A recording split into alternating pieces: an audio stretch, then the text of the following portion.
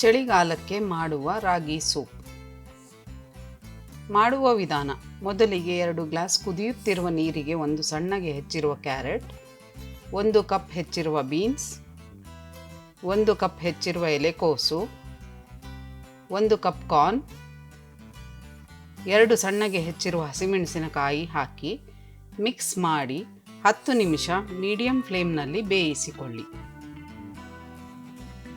ಈ ರೀತಿ ಬೆಂದ ನಂತರ ರುಚಿಗೆ ತಕ್ಕಷ್ಟು ಉಪ್ಪು ಹಾಕಿ.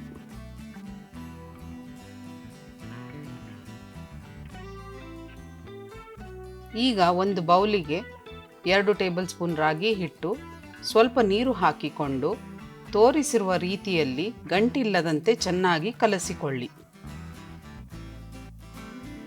ಹದ ಈ ರೀತಿ ಇರಲಿ.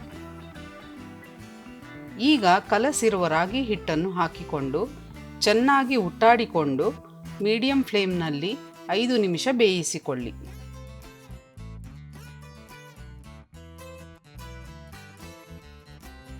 ಬೇಕಾದರೆ ನೀರನ್ನು ಹಾಕಿಕೊಳ್ಳಿ.